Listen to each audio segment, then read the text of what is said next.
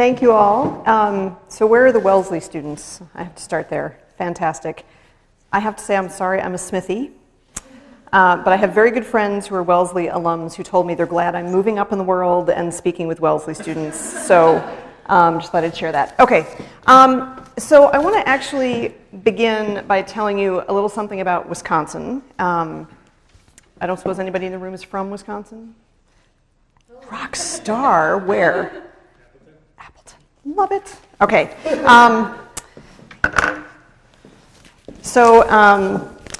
First of all, the front page of the newspaper today, and which you can't see, but I'll be happy to pass around to folks, is a lovely picture of the state capitol building, which has been taken over by a sit-in for the better part of the last 2 days. The governor, several days ago, announced some fairly sweeping financial reforms in the state, and part of it was a proposal to remove collective bargaining rights for all unions for state government employees. That upset, apparently, a couple of people in the state. So there's been a lot going on. So it's been lively times in Madison, so we're going to start with the Wisconsin boy, and you can pass that around if you'd like. This has been very exciting in Madison, in part because the Madison campus back in the 60s was, with UC Berkeley, one of the two sort of premier campuses in the country known for its student protests and student activism. And so there's been a lot of discussion this past week that this is sort of the next generation of sit-ins and protests, and what does a protest look like when you have Twitter available now, which is changes some things. So it's been, let's say, exciting times. The governor also announced that he's got the National Guard on standby, just in case things get out of control. So there's a little bit of tension. And that's relevant in my world because one of the things I do is I serve on our campus emergency response team. And so late last night, I was still sitting in our emergency operations center helping kind of figure out what was going to happen if the marches and rallies and protests and things got out of control. The university has been partly shut down. The public schools in Madison have been closed for 2 days. So there are lots of high school students who now don't have school and are marching on the Capitol as well. So lots of stuff going on. So that's part of the excitement in the last couple days. There was also some weather, which made my trip in this morning a little more exciting than it needed to be. So all of which is to say that I may be working on a little less sleep than is ideal, so if I start veering off, feel free to rein me back in, okay? All right, so one of the things I want to also tell you about Madison is we consider ourselves the home of academic freedom. So there was a case back in 1894 of a faculty member on campus who may have kind of ticked off the legislature, was teaching about various things, and I won't go into the details of what he was teaching because for our current purposes it's not that essential, but he was teaching about various things that irritated the state legislature. And so the state legislature called up the university and said, you need to fire him. And the Board of Regents said, well, let's think about that for a little bit. And the Board of Regents in 1894 issued a statement essentially defending the faculty member and saying, no, actually, we're not going to fire him because what he's doing is our entire purpose in being in academia. So I want to read you, this is a plaque that's on the front of our main administration building called Bascom Hall. And it says, whatever may be the limitations which trammel inquiry elsewhere, we believe that the great State University of Wisconsin should ever encourage that continual and fearless sifting and winnowing by which alone the truth can be found. So this is often known as the sifting and winnowing philosophy, and we talk a lot on the Madison campus about sifting and winnowing. And it's come up in the last few days as well, as the governor has said some unkind things about some of the state employees, including faculty on campus. So we've been hearkening back to our history of the importance of sifting and winnowing and the importance of academic institutions as places where you ought to be able to explore even really controversial and unpopular ideas. So with that as background, thought we'd do a little sifting and winnowing about some issues connected with engineering ethics in particular, but professional ethics more broadly. I should also say, my dissertation advisor when I was in grad school, one of the great questions that he asked me was, he said, okay, so you're writing this history and I happened to be writing a history of engineering disasters. He said, what is it about you that's going to shape this story? Because anybody could have picked the same topic that you picked, but there's going to be something about it that looks different because you're the one writing it. So what is it about you and your background and things? So as we go along, there may be some things about who I am and what my academic training is and things like that that come up. The gist is, when I was at Smith, I was a physics and math major looking at engineering. Went to Madison for grad school in history of science with a focus on history of engineering, studying engineering disasters and engineering ethics, and the intersection between disasters and the development of professional standards. So with that as background, when I teach engineering ethics, I get 3 pretty popular questions, and I want to show you each of the questions, and then we'll talk through my response to each of them. So one of them is, can you even teach ethics? Like, isn't ethics something that your mom teaches you when you're a kid, and if you've gotten to be 18 and you don't have them, there's nothing that's going to happen in a 15-week semester that's going to change that? So that's one question. So we'll come back to whether that's possible. Is there really any difference between professional ethics and everyday ethics? I mean, isn't it the case that if you're a good person at home as well as at work? You're a good person when you're out with your friends as well as when you're sitting with your boss. Like, ethics shouldn't vary depending on the circumstances or the place that you're in, so we'll come back to that. And thirdly, how important is it to do the right thing? Another way of saying this is, can't you just follow the golden rule? If everybody just said, do unto others as you would have them do unto you, wouldn't we all be fine? Do you need a whole lot more than that? Just make sure you're doing the right thing, call it done. We don't even need a 15-week class about ethics. So 3 popular questions. Let me say a little bit about each one. So, is it possible to teach ethics? I'm going to say yes and no. So, yes, depending on what you're teaching. And for my particular purposes, it's important to remember that I teach at a state university. We're not a religiously affiliated school, and if I were at a different kind of institution, my answer might look a little bit different. But my answer is essentially that there's a difference between teaching on the one hand and preaching on the other hand. So I'm going to call on Dad for a second. I'm not going to make him talk, but I'm going to say a little something.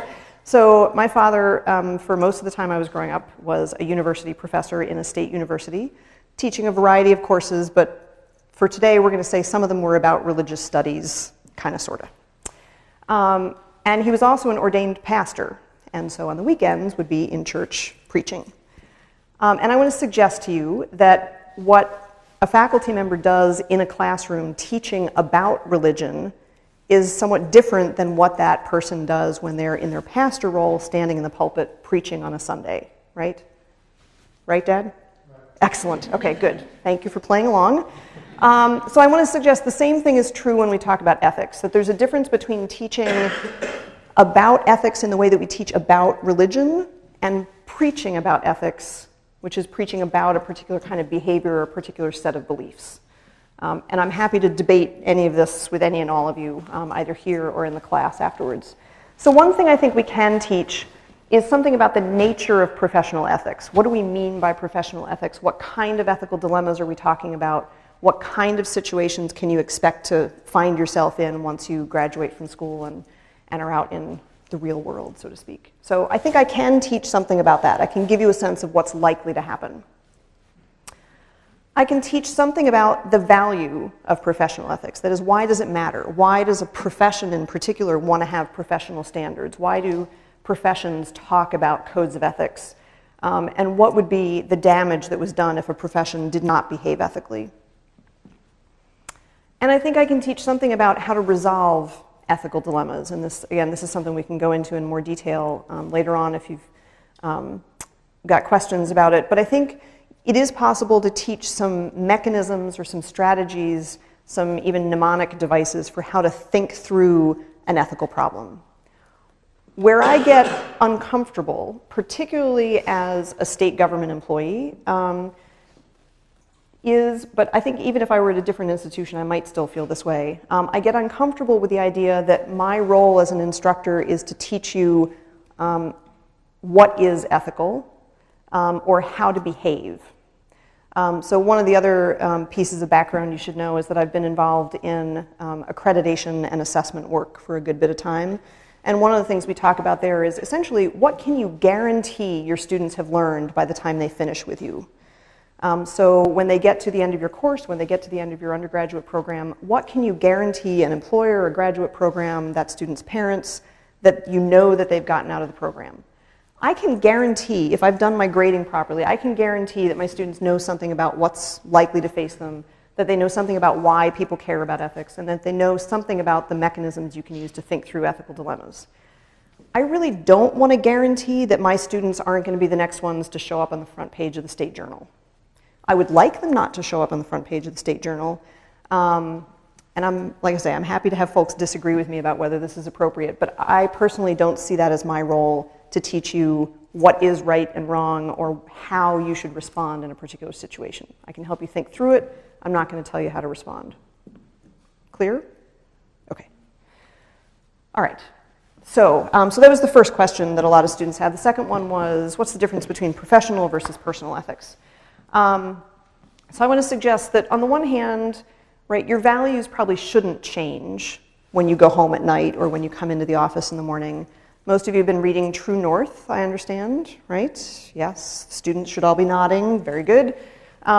One of the messages in that book, right, is you want to find your own personal true north. You want to find what your values are. You want to find your moral compass and try to follow it, right? This is what everybody else is getting out of it. Good, good. So I think that's all great. I'm not arguing that your ethical standards ought to change depending on what situation you're in, but I think in professional ethics, the type of dilemmas that you face are different.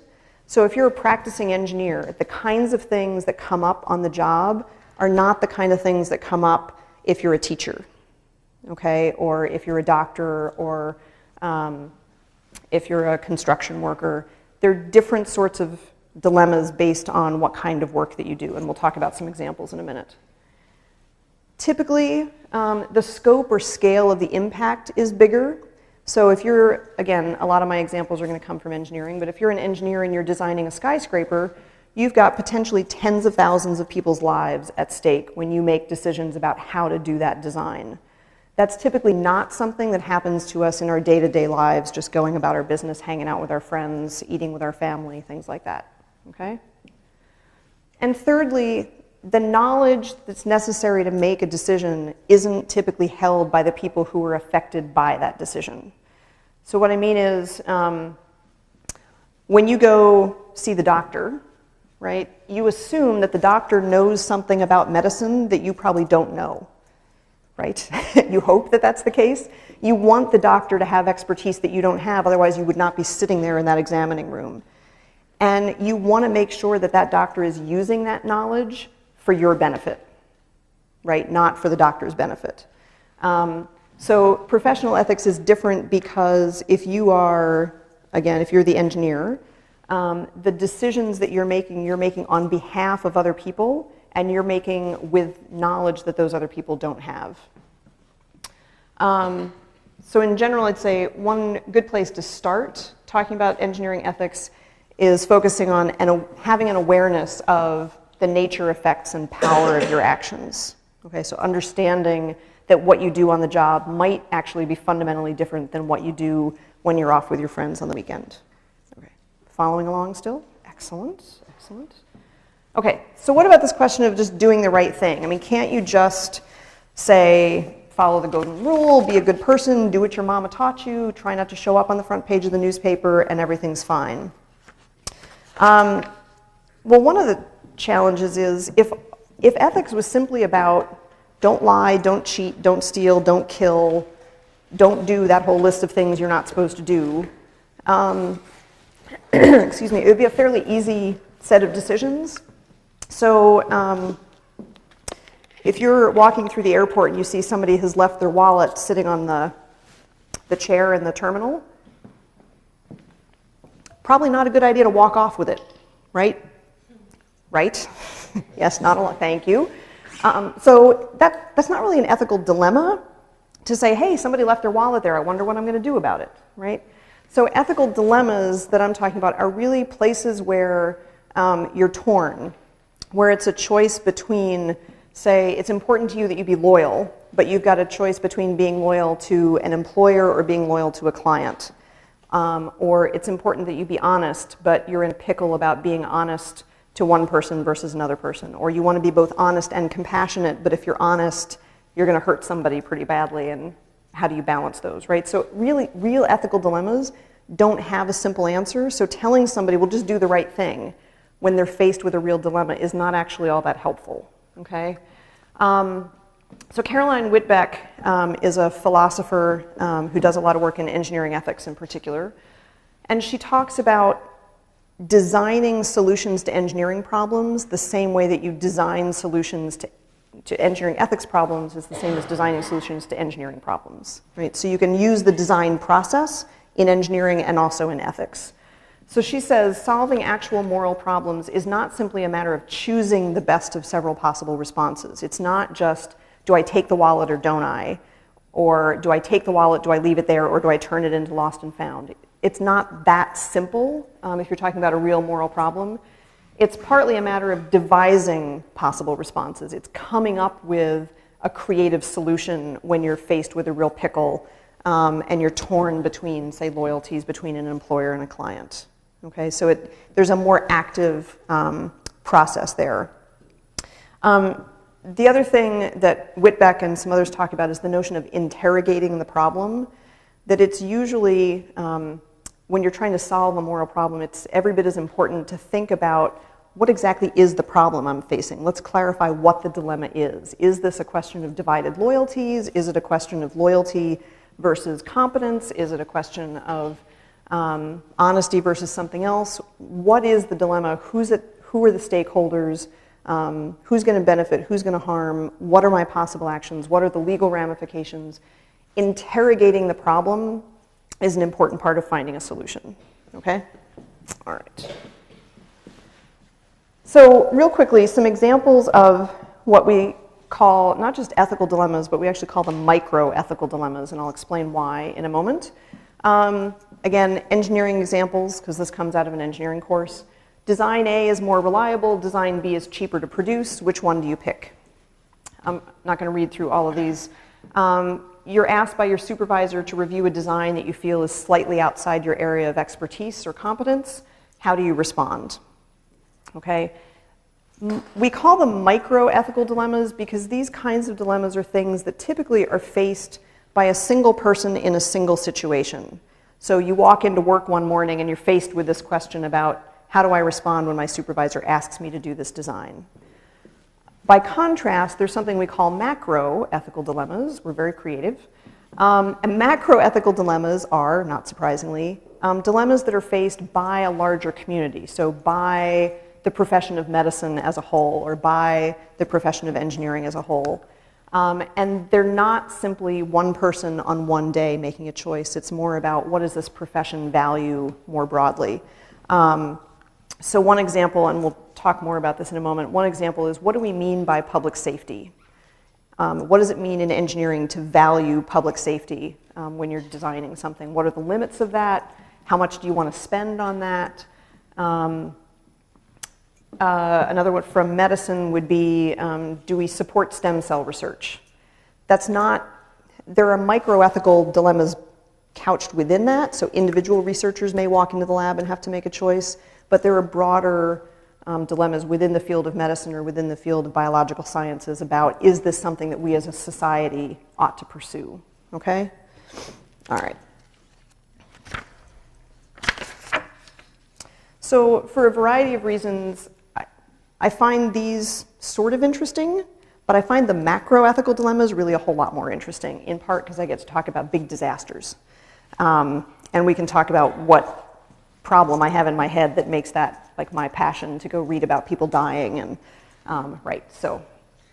So you've been reading this book, True North, and one of the things that Bill George says is that it's under pressure. So he says you want this moral compass, right? You want to know what your values are. But he says it's when you're under pressure that you must decide what those values are. When you're forced to make trade-offs between your values under difficult circumstances, you learn what's most important in your life and what you're prepared to sacrifice for.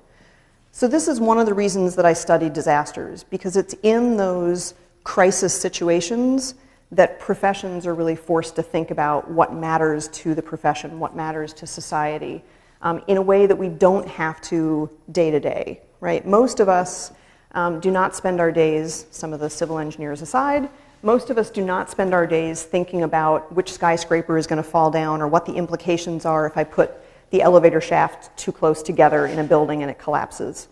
But after 9/11, those are the kinds of things we do actually think about. So having a crisis is a marvelous way to clear the mind, if you will. All right.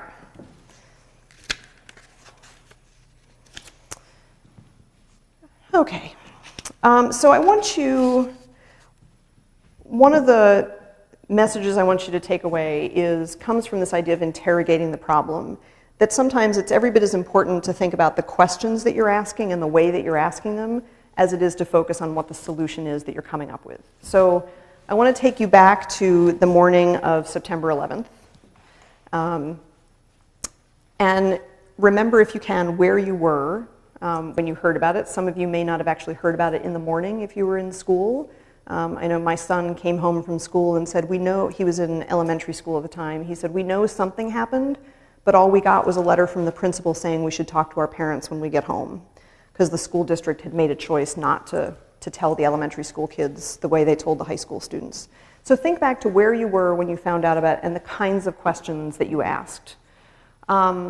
One of the questions that I asked, so I was sitting in my office in Engineering Hall in Madison at about 8 a.m. Wisconsin time. I got a phone call saying, have you heard what's happening in New York? It was actually my mom who called and said, have you heard what's happening in New York? There's a plane just flew into the World Trade Center. And my first reaction was, is it foggy? Like, what's the weather like there? It's September, it can't be snow yet, but it must be foggy. And she said, no, it's a crystal clear blue day. Gorgeous day. I'm like, well, that doesn't make any sense at all. So my brain starts going, okay, how did that come about? What just happened? Short while later, the second plane comes, we start to have a little bit clearer sense. But so I want to take you back to that morning, and I want to show you a handful of pictures and ask you some questions about them, so be prepared to participate, please. Okay, so first question, what's happening in this picture? And it's not a trick question. Yes? The plane's flying into the building on the left, and the one on the right is presumably on fire. Excellent. Very good, very good. I like the first one out of the box to be a good one. Right, so this is the World Trade Center, Twin Towers, right? For orientation purposes, for those of you who don't know, this is the North Tower over here. This is the South Tower, so we're looking from sort of the southeastern corner of Manhattan, if you will, looking sort of up and across the island. North Tower has obviously already been hit and is in flames and mostly smoke at the moment. The second plane is just about to hit the South Tower, and this still is taken with the nose of the plane almost touching the second building. I have to say, I find this one of the most disturbing images of the day. In some ways more disturbing than pictures of bodies or people jumping out of the windows. And I think part of what I find so unsettling about it is that you know in this millisecond, there are hundreds of people who are okay that a second from now will not be. And you can't do a thing to stop it, right? I mean, you can see this horrible, evil thing about to happen, and there's nothing you can do. So if you look at this picture and you know that little bit about what was going on, and I say to you, why did the Twin Towers fall down? What would you tell me? It doesn't have to be a dissertation, just, yes. Because the plane hit it. Excellent, excellent. Anybody else? Yeah? Something happened to the structure inside the building when the plane hit it, that it weakened. Are you an engineering major? No. Really? What are you majoring in? Business. Excellent. All right, we're going to come back to that. Okay, good, good. I like it. There was somebody over here? Yeah. I mean, I'm not an engineer either, but weren't both planes still full of jet fuel that would presumably catch on fire and do more damage? Clearly, the black stuff over here suggests something bad is happening involving heat of some variety, probably. Yes? Okay. So right, immediately, it's the plane is about to hit the building. That's a bad thing. You might also think about the fact that there's somebody at the helm of that plane, right? Yes? Maybe? Okay, because the plane should not be there, right? We're agreed on that. So the fact that the plane is sitting right there at that moment in time means there's somebody in the plane. So you might also think about terrorism as a possible cause for why the towers fell. Okay. Number 2, second part of the quiz. What's happening? Yeah. Okay. Buildings breaking. Yes? The floor, well, basically collapsing. Okay. The collapse is beginning. Anybody else? The guy who took this photo is probably, he's got to run. Yes, he should be elsewhere right now. Indeed, indeed. So I don't know how well you can see it. This is a shot of the South Tower. This is the corner of the building here. This wider band is actually the corner column on the building. And if you follow this up, I don't know how well you can see, but this corner is now tipping over. And if you look over on this side, there's also some twisting going on the corner there. So what's actually happening in the South Tower as it's starting to fall is the top is tipping and twisting and then going to come down, right? Fortunately, the whole thing is going to come mostly straight down, but at this moment in time, the whole top of the tower is tipping, twisting, and coming down. Why did the towers fall? Looking just at this picture. Yeah. Well, the floors where the plane hit were just so weakened that they couldn't keep up the top anymore. Okay, right. So clearly something is happening right about in this area, right? Okay, anybody else? Yeah. Once the top started to fall, it also hurt the bottom structure and that keep the top up and was falling on it. So it starts a whole progression of events, right? Okay. The other thing I'd throw in there is there's probably something happening on the far corner of this building, right? Because otherwise it wouldn't be tipping that direction. Yeah. I've never thought about this. Where were the planes after they went into the building? It's a fabulous question. Parts of them continued all the way through the building and on several blocks away. Some of the landing gear parts were found on the tops of buildings or inside buildings several blocks away. The better part of the planes are still inside the building. Some of them, some pieces of it disintegrated as they were entering the building and were torn apart as they plowed through the support structures in the building. But I'd say most of it is actually in there somewhere. Yeah. Did that corner of the building start tipping because people that were on the floors above where it hit were evacuating up, or was it not at all? So that's a lovely segue to our next slide. So we're going to do that, and we'll see if that answers your question. Okay. I don't expect you to be able to read all of the details in this. Do you have any sense of what's going on here? In vague, general terms, what's this a picture of? Yes? Seems like it's probably the stresses and the structural parts of the building. It's bad things are happening towards the top. Yes. And things in the bottom are okay at the moment. Okay at the moment, yes. Something over here looks not quite right. Yes? Good, good. This is excellent. This is the level of technical detail we're going to work with tonight. We can get to more later if you want. So the language over here actually says, eastern diagonal member in truss 2 buckled. Buckling of columns 77 and 78 followed. So if I ask you, looking at this diagram of the support structure in the towers, if I ask you to look at this and tell me why the towers fell, this is sort of an easy one, I hope. Why did the towers fall? Everybody read along. Truss 2 followed by columns 77 and 78. Right? I mean, that's what this picture is trying to show you, is that there's something in this particular piece, circled in pink, something bad happened right there that led to everything else. Okay? Yes? I know this question doesn't pertain to this, but when I was reading about the Empire State Building, when they built it so high, they took that into consideration for planes.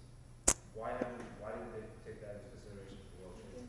It seems it's a big building. You go. They did. They took into consideration planes at the time. The planes that hit were larger, and it was also assumed that it would be a hit from a foggy day. It was not assumed that it would be at the center of the building, on purpose. So At 600 and some miles an hour. Full of jet fuel, right. Yeah. This was outside of the expected design characteristics, shall we say. Yes? I'm sorry, I have never tried to read anything like this, but I thought the plane's flown kind of, horizontally. Why is just there a giant gap on the right-hand side and not really much going on? Is that just to show that on that side of the building, that was where the progression started before everything else does? Right. So part of what's happening is, and I'm going to guess that we're talking Tower 2 here, the South Tower, and not the North Tower, because it's lower down on the floors. I could be wrong about that. In the South Tower, the plane came in actually at a bit of an angle and more toward the corner of the building, so it's taking out the corner support. The gist is when you take out the corner support here, there's nothing supporting what's up above it, so what this is suggesting is it starts down here and it's actually progressing up before it falls, in a sense. Right, and then there's, yeah, I'm not going to get into that piece. Does that help? Okay, yes. How is there this impact on floors like 102 down by 61? Yeah, and I'm guessing those are floors, which, yeah. Well, except that this is actually, I don't think that is floor because it's actually FL04 and FL16, and it didn't hit on floor 4 and floor 16. Yeah, but there were only 110 stories, so there wouldn't be 116. Right, and there are better pictures that we can show about the mechanics of what happened. The key here is when you look at a diagram like this and you're trying to explain what happened, it's by definition going to be a very technical explanation of what happened. Yes? What was like the time frame? Did that happen right as the plane hit, or did that happen over 2 minutes? Or? That's a good question. Right. 2.5 seconds following the initiation of the collapse, not following the actual impact. Okay. So this is after the fire's been going for a while and as the collapse has started, right? It actually was close to a couple of hours. And it, Getting out. right. And it varied in the two buildings and, okay. Right, so like I say, I don't put this one up to show precisely what happened, but more to suggest that there are ways to describe the collapse in very technical terms. Okay, last one. What's happening in this one?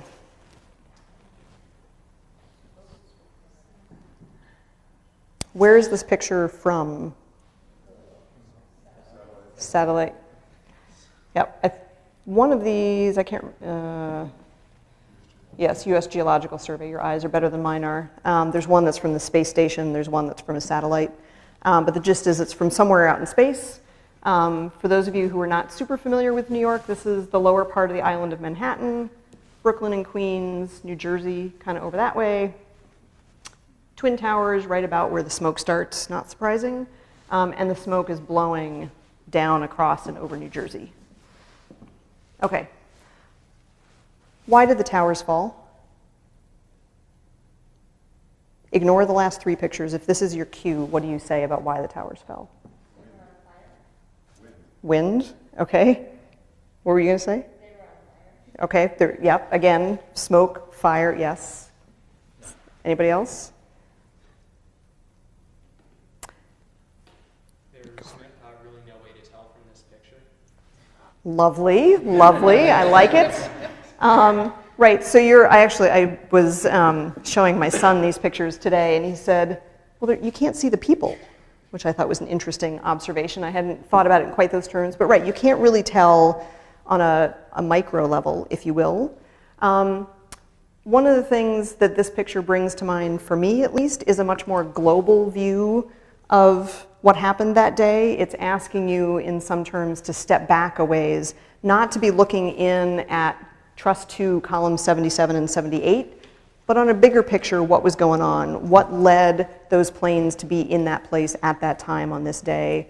In my more deep and reflective moments, I might even think questions that a lot of folks asked after 9/11, what sort of God allows that to happen, right?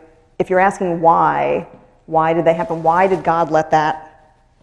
So it might might cause you to think in more global terms about the reasons why the towers fell. If it doesn't do that for you, that's all good.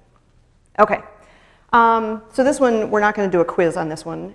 This is a shot of an engineer in a hard hat in amidst the rubble of the World Trade Center. This is actually over on, I believe, Staten Island, on one of the salvage yards, basically.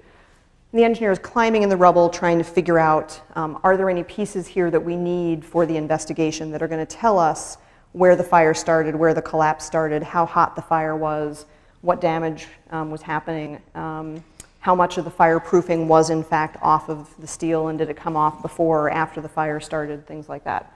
And I will say this is actually the picture that I wanted them to use for the cover of my book, but I actually like the one they chose even better. But Lessons Amid the Rubble, because that's the name of the book, right? Get it? Okay. All right. I like the other cover better. So anyway, in the days following September 11th, a lot of people showed up on site at Ground Zero to try to help in some way. So you've got certainly the firefighters and police officers who showed up. You've got construction crews showing up, trying to help move debris to help the firefighters and the police officers do their work. You've got search and rescue crews showing up. You've got OSHA crews showing up. You've got EPA crews showing up. You've got lots of people on site doing lots of things, and they each have their own particular reason for being there, their own set of expertise that brings them there. One of the questions that struck me after 9/11 was, what brought this crowd out? So there were several teams of engineers that turned up, but why in particular, one of the groups that I look at is American Society of Civil Engineers and the Federal Emergency Management Administration joined together and did a group investigation of the collapse. So what kind of a mindset is it when a lot of people in the country were saying, we need to make sure that there's nobody else in there who might be alive who we can get out. We need to go find, track down, and kill whoever did this, to, at that point, we weren't even clear how many people had died. There were estimates as high as 20,000, possibly.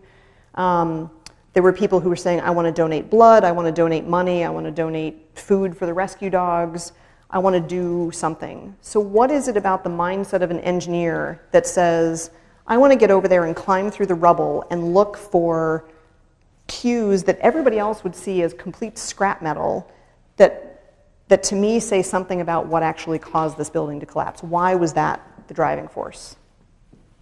I want to work so that this doesn't happen again. Absolutely. And that's a very typical engineering response following a disaster there. And then there. That's something that they can do that nobody else can. So just because if you can give money or you can give food or whatever, that's maybe just the only position that you're in to help. Right. If you're able to give first aid, you might show up and give first aid. If you're able to send dog food, you might send dog food. If you've got engineering skills, you put them to use. There and then there and then there. Sorry, it's out of my head. We'll come back. There will be more opportunities. Yes? If I'm an engineer and I'm designing these buildings, and I know that a building ever goes down that I built, because I didn't find out this information, it's so kind of almost the negative spin on some positive that we talked about. Very good. Yes? I like to know how things work. If something, especially something huge and calamitous in my area of expertise happens, it'd be neat to know why. Excellent. It'd be neat. We're going to come back to that in a second, too. Yes? Kind of similar to that for me, it'd be like putting puzzle pieces together and trying to solve a mystery. Yep. Okay. Just curiosity. That's a part of what happened. Yeah. Well, you could also think in the way of, well, now that this terrorism has occurred, it might happen in the future, so I might learn how to engineer a building. We need to be prepared in a way that we weren't. Yep. Good. Anybody else? Okay. So Hassan Ostaneh is a civil engineering professor at UC Berkeley, and he was one of the first engineers on site investigating this. He got an early award from National Science Foundation to fund being out at Ground Zero and doing some investigations. And he was talking to a reporter near Ground Zero who was asking him this question of, why are you here? Like, I get the firefighters, I get OSHA, I get all the rest of it. I get the construction workers, but why are the engineers here? We're not building anything. And he said, we want to make it right. We want to learn what happened so it doesn't happen again. I mean, we would love to turn that plane back before it actually entered the building. We can't do that. But what we can do is at least one step toward making it right is to figure out what happened so it doesn't happen again.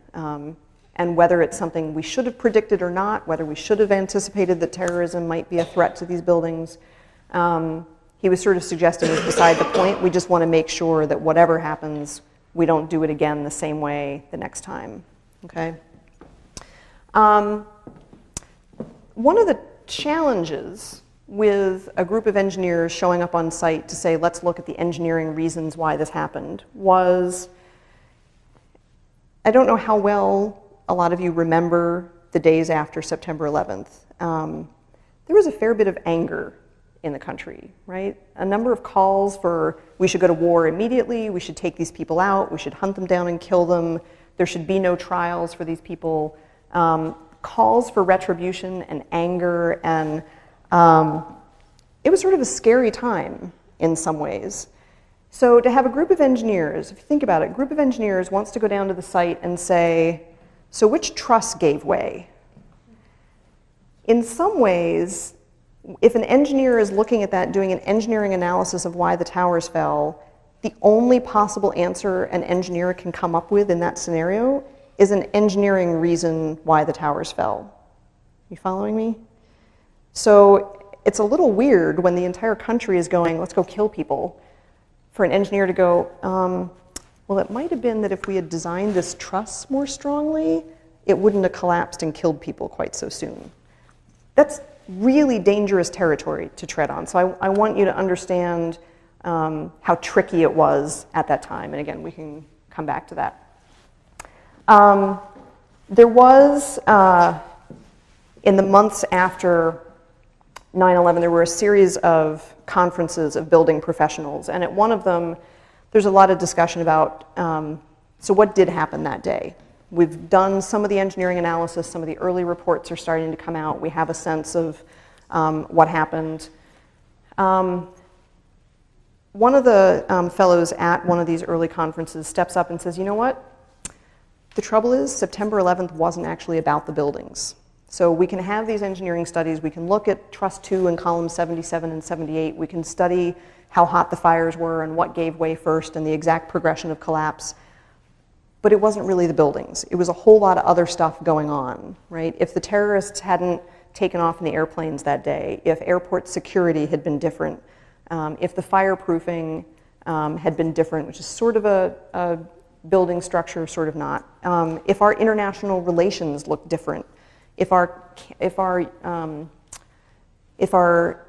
country's oil policy were different, if our energy resources looked different, none of this would have happened. So for us to sit here as a construction industry and talk about the buildings kind of misses part of the point. And I'm going to skip ahead because I want to make sure we've got a little bit of time for questions, and then I know a lot of us are going to be continuing on to the class.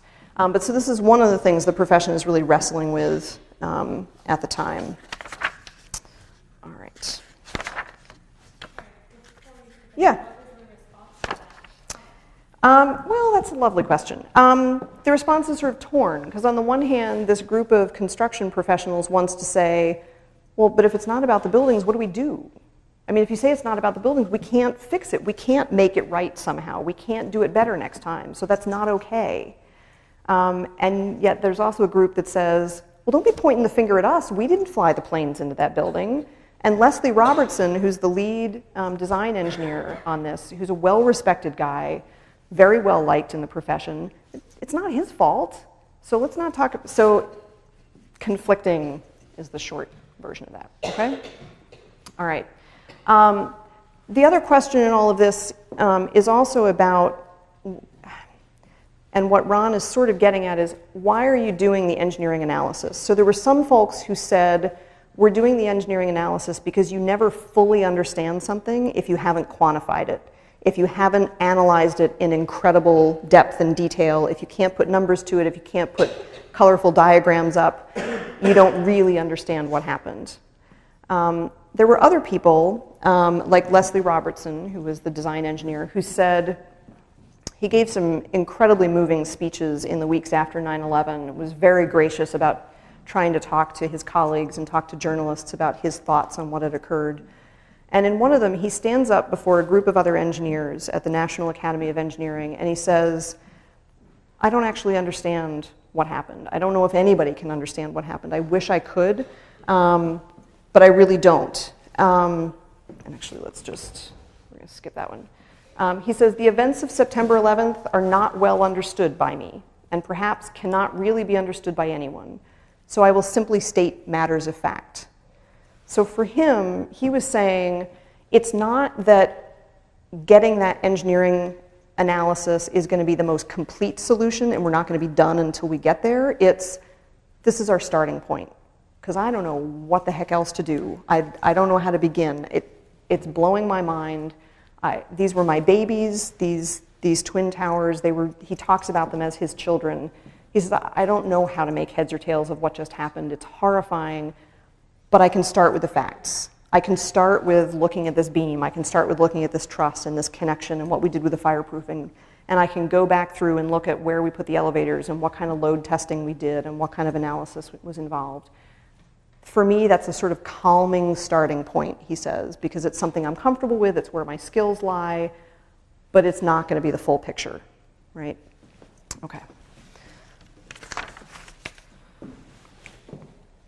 So what I want, particularly when I'm teaching engineering audiences, what I want is to say, if these two pictures lead you to want to focus on a technical engineering sort of analysis, a mechanical analysis of what happened on September 11th, that's great, but it's not the full picture. And it's one of the things that I think is brilliant about Robertson's response to all of this, is to say, it's important that we also go farther back in time to before Truss 2, column 7, 77, and 78 started failing, to say, how did we even get there? Why is that corner falling? So we want to step back and go, well, what brought the plane there in the first place? What happened in airport security? What happened in the CIA not putting the pieces together about the fact that people were learning to fly planes without learning to land them? That should seem weird to us. We should talk about terrorism. We should go farther back, is part of Robertson's point. And his other point is, it's a bigger thing. We want to step back from the problem. It's fine to get deep down into this engineering analysis, but we also have to step back and look at bigger picture bigger picture discussions of what was going on that day.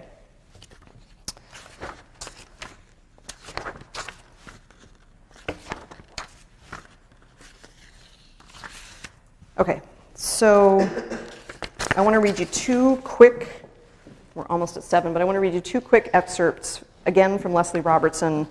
And fantastic. Those are dangerous words, so, right, I'm going to behave myself. Okay. Fabulous. Okay, love it, love it, love it. Okay, so two excerpts from Robertson. One is, he says, it seems to me that if engineers of today would develop broader interests, they'd be better able to make our world a better place. When you're not involved in non-engineering activities, you're not living. Them's fighting words for some of us. I would counsel all engineers to get out from behind their computer screens and participate in the vital, rough and tumble world that swarms about us. This is not the way engineers talk, is it? For the engineering students in the room, is this? Okay, Olin engineers are a whole different breed, I get that. Giving 5 hours a week to a cause beyond personal gain and family is not an unreasonable goal. For me, the issues are peace, not war, human and women's rights, freedom from government surveillance, global warming, drilling in the Arctic refuge, and the like. It's a sort of unusual engineering approach to the world to say, yeah, I can get down and dirty with the technical analysis with the best of them, but there's got to be something else that I bring to this job. So to bring us back to the sifting and winnowing idea, because it all comes full circle, right? It all ties together here at the end. One of the questions is, so what was it about Robertson's background that led him to be this particular type of an engineer? not to be the engineer who says, I just want to know the numbers. If you don't have numbers for me, I don't want to hear it. It doesn't make sense to me. I want it all to be quantifiable and built in tables and computer code and this and that. What was it about his background or his education that got him there?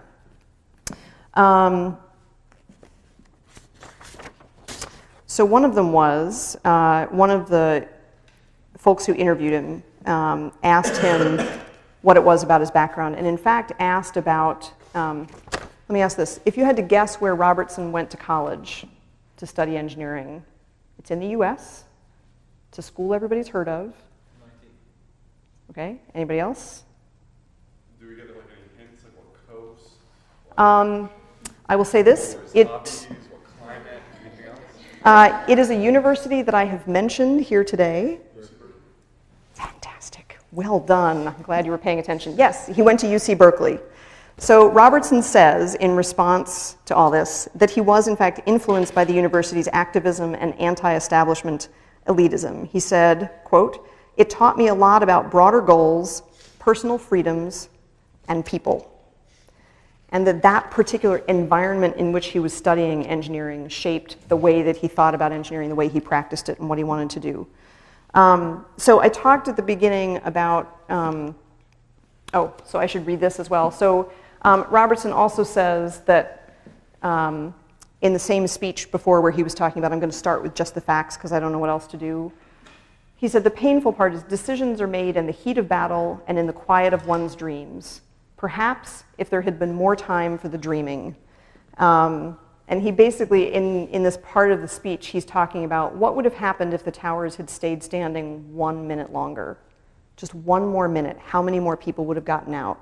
And he says, the power to do that rested almost solely with me. Go to sleep at night thinking that, right?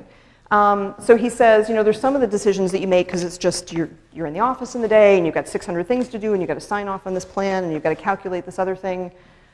But there are also decisions that you make when you sit quietly alone and think about the bigger purpose of what you're doing. And that we should have more time for this dreaming part of things, that we should stop pushing to do everything quickly, that it's in that moment of reflection. So I talked at the beginning about the goal of an education and the goal that I have as an instructor teaching about engineering ethics being about teaching and not about preaching. And yet, when I read Robertson's writings and when I hear him talk about what it was about Berkeley that led him to think about the world in this way, it actually reinforces my faith that if I put ideas in front of students about the nature of ethics, why ethics are valuable, how to think through those dilemmas, and then give students the time for the dreaming and the time to do the sifting and winnowing on their own, that I'm actually quite confident that good stuff comes out of it at the end, and that by and large, left to their own devices, students are smart people and will make good use of that and come to good things in the end. So my immediate direct goal when I'm doing a final exam, for instance, is not to say, how would you respond to this ethical dilemma? It's to give students the space and the time and the opportunity and the inspiration, if you will, to think about difficult, challenging, hard, complicated, messy questions like why did the towers fall? And then go, good luck with that. So I'm not going to actually tell you, at least not in the next 30 seconds, why I think the towers fell. But my goal is more to put some ideas in front of you and encourage you to do the sifting and winnowing. So, and go Badgers. All right. Thank you all.